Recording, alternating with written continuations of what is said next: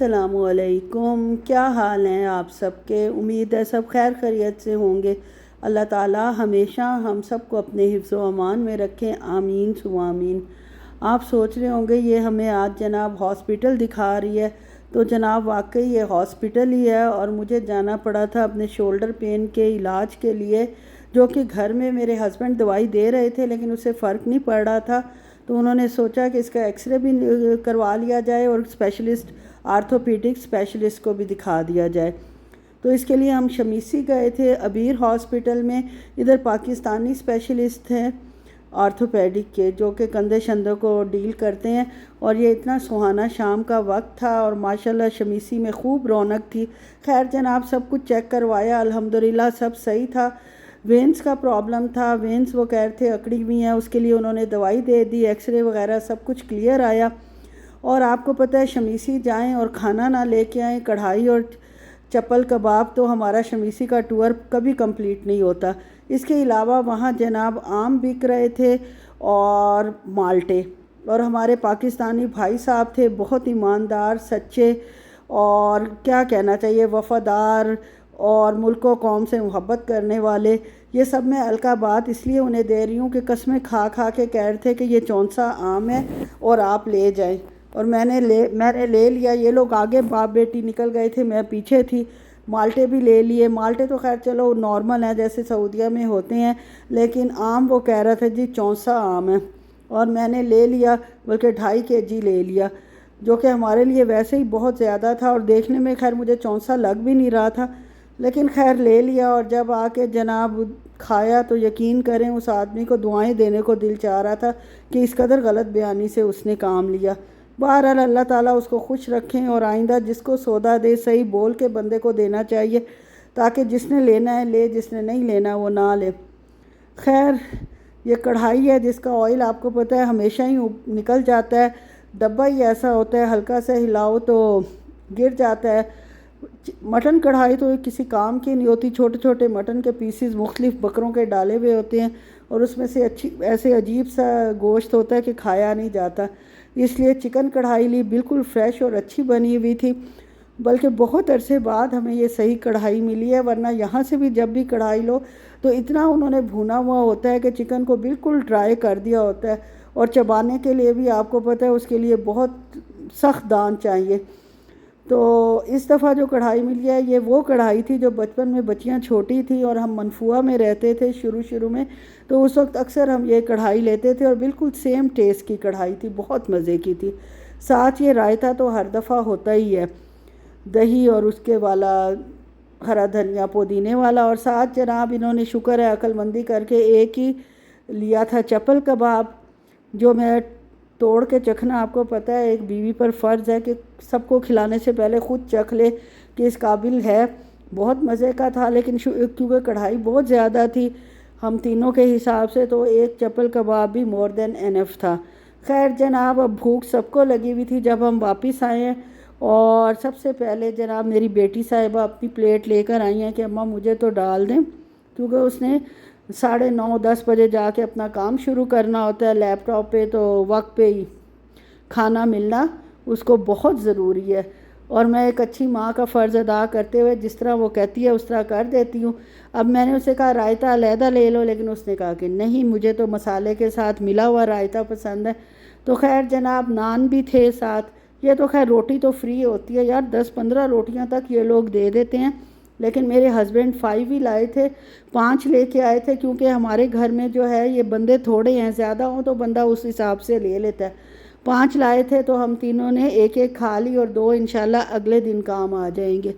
और हस्बैंड साहब तो अपने जनाब कंप्यूटर पे उनका कोई काम आ गया था वो करने लग गए, और मैं अपना खाना लेकर बैठ गई। ये शाम की चाय है, कल शाम की, और ये मेडिसिन्स हैं जो मुझे डॉक्टर ने दी हैं बाजू के लिए, मतलब जो नर्व्स की उनको रिलैक्स करने के लिए, रिलैक्सेंट ही है और एक पेन किलर है। और जनाब उसने कहा दूध का 1 कप लाजमी पीना है और हर लेडी को पीना चाहिए। इसके अलावा मैंने जो है इस पर लगाया हुआ है पीनट बटर और थोड़ा सा हनी लगाया हुआ है रस पर, जो कि शुगर फ्री है, मतलब जो कि डाइटिंग वाले रस है। और हस्बैंड साहब को मैंने जनाब वही जो मैंने बनाए थे केक रस और चाय दी थी। और फिर जनाब आज सुबह आपसे मिल रही हूँ, और आज सुबह नाश्ता सबसे लेट इन्होंने ही किया था और चाय इनको दे रही हूँ।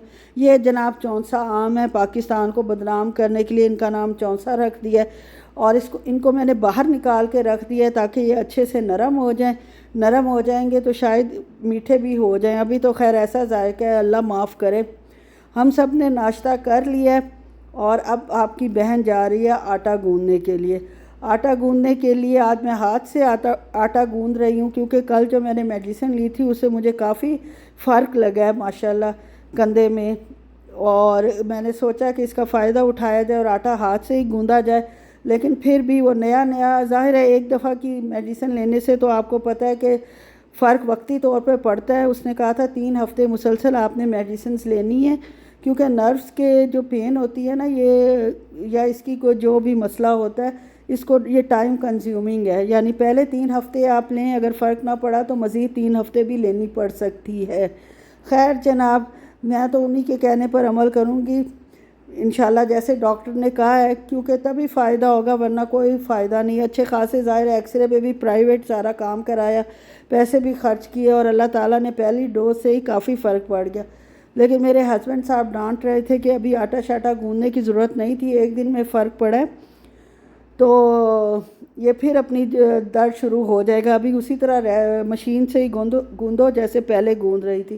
खैर वो तो मेरे अपने ऊपर होता है, कभी मूड अच्छा हो तो हाथ से गूंद लेती हूँ, वरना अक्सर मैं मशीन से ही गूंदती हूँ। अब जनाब कंधा जवाब दे गया था, तो मैंने आटा गूंद कर, मतलब फुल नहीं गूंदा, उसको इकट्ठा कर दिया था और उसके ऊपर थोड़ा सा पानी छिड़क दिया था ताकि वो जो है गुठलियाँ ना बने। और 15-20 या 25 मिनट बाद इसको दोबारा गूंद लूँगी 2-3-4 दफ़ा, तो जिसकी वजह से अच्छा सा परफेक्ट आटा गूंदा जाएगा।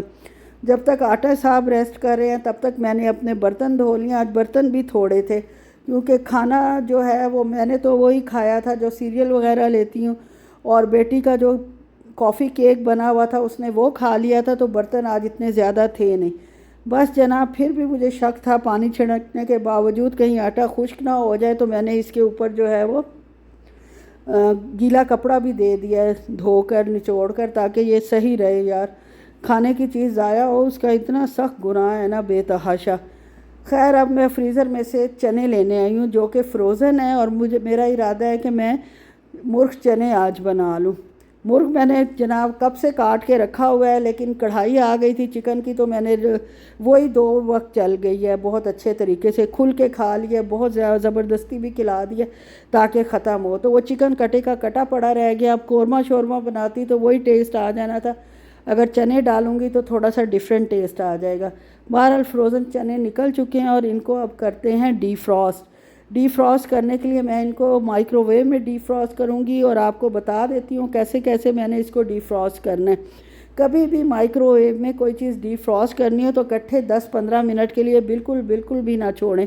आप इस 5 सेकंड से शुरू करें या 10 सेकंड से शुरू करें, और पलट पलट पलट कर 3-4 दफ़ा ही आप उलट पुलट करके 10-10 सेकंड के लिए करेंगे, तो आपकी बहुत ही मतलब चने जो हैं मज़ेदार तरीके से, अच्छे तरीके से डीफ्रॉस्ट हो जाएंगे, और बिल्कुल ऐसे लगेंगे कि आपने फ्रेशली जो है इनको बॉइल्ड किया है। क्योंकि जो फ्रोज़न चीज़ होती है उसकी ज़िंदगी उसी वक्त ख़त्म हो जाती है जब वो फ्रीज़ हो जाती है। यानी अब उसको हम उस वक्त से काउंट नहीं करेंगे जिस दिन से मैंने बॉयल किए हैं, कि मैंने बॉइल्ड चने जो हैं वो फ्रीज़र में इस दिन रखे थे। जिस दिन रखे थे बस उसी दिन जब वो फ्रीज़ हुए तो वो डेड हो गए, और जब मैंने उनको डीफ्रोस्ट किया तो समझे उनको नई ज़िंदगी मिल गई, और उसी दिन ही वो समझे बॉयल हुए हैं। अब जनाब ये मैंने सॉफ़्ट बटर लिया था अलमिराई का। इसको लेने का मकसद ये था कि ये इजीली फैल जाता है, जिस ब्रेड पे लगाना हो, किसी चीज़ पर लगाना हो, और जो रूम टेम्परेचर पे भी रखने की ज़रूरत नहीं होती, ख़ुद ब खुद ये जो है वो मतलब स्प्रेडेबल हो जाता है। उसके बाद जनाब मैंने अब लगा रही हूँ मायोनीज़, और मैं बना रही हूँ जनाब बेकरी स्टाइल चीज़ सैंडविचेज़।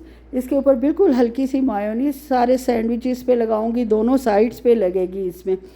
और जनाब इसके ऊपर थोड़ी थोड़ी काली मिर्च छिड़क दूंगी ताकि जो है वो टेस्ट अच्छा आए। नमक भी इसमें हल्का सा डालते हैं, लेकिन मैं नमक इसलिए नहीं डालती कि चीज़ में ऑलरेडी थोड़ा बहुत नमक होता है, फिर ज़्यादा सॉल्टी हो जाता है और वो अच्छा नहीं लगता।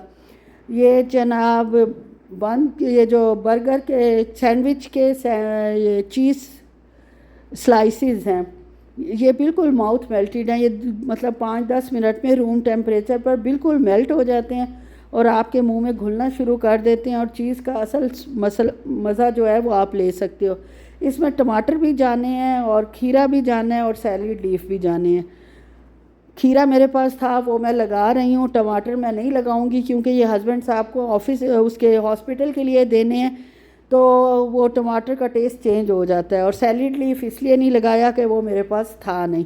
बस जनाब इसके खीरे लगा के इसके चारों साइड से इसको काट लिया और काटने के बाद इनकी बड़ी अच्छी सी अंदर से ग्रीन खीरे नज़र आ रहे हैं। अगर टमाटर लगाती तो रेड भी नज़र आते। खैर ये सारे सैंडविच वो नहीं लेके जाएंगे। मैंने 3 सेट्स बना लिए हैं, यानी 6 सैंडविचेज़ हैं, एक ब्रेड के 2 कि एक उनको आज दे दूंगी और बाकी अगर चाय के इस वक्त शाम को मुझे ज़रूरत पड़ी तो एक मैं खा लूँगी या नाश्ते में खा लूँगी। हर दफ़ा यार नाश्ते में सोचना पड़ता है कि बंदा क्या खाए और क्या ना खाए, और हमारे पास तो ऑप्शन वैसे ही बहुत कम होती हैं। मेरे पास सीरियल होता है या ओट्स होते हैं, ब्रेड कबाब, माशाल्लाह ऑप्शन काफ़ी हैं, लेकिन दिल नहीं कर रहा होता सुबह के वक्त कि बंदा क्या खाए और क्या ना खाए, समझ नहीं आ रही होती।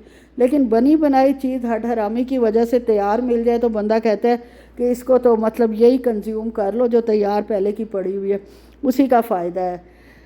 फ़ायदा खैर क्या है, वही कि काम नहीं करना पड़ेगा, बर्तन नहीं भरने पड़ेंगे और आपका नाश्ता और चाय का कप फटाफट कैटल वाला बनाया और नाश्ता कर लिया। वैसे कैटल वाली चाय पी पी के अब आदत ही उसी की हो गई है। खैर ये सारा सामान मैंने इकट्ठा कर लिया है और जनाब आटे को अब गूंद लेते हैं। 20-25 मिनट हो चुके हैं, बड़ा अच्छा नरम मुलायम अब गूंद जाएगा। और केक रस्क जो मैंने बनाए थे वो थोड़े से सॉफ्ट हो गए हैं डब्बे में बंद करने की वजह से। तो अगर आप केक रस्क या बिस्किट नरम हो जाएं तो उसको माइक्रोवेव में 10 से लेकर 30 सेकंड तक आप रख सकते हैं, तो वो उसी तरह कुरकुरे और मज़ेदार हो जाते हैं जैसे कि आपने फ्रेशली बनाए हुए होते हैं। तो इसलिए ये हल्के से नरम हो गए थे, मैंने गरम बंद कर दी हूँ। तो अब मैं इसको 30 सेकंड्स पे माइक्रोवेव में गरम कर लेती हूँ तो ये कड़क हो जाते हैं। बस जनाब यहीं तक था मेरा व्लॉग। अगर अच्छा लगे तो प्लीज़ लाइक शेयर और सब्सक्राइब कर दें और दुआओं में याद रखें। अल्लाह हाफ़िज़।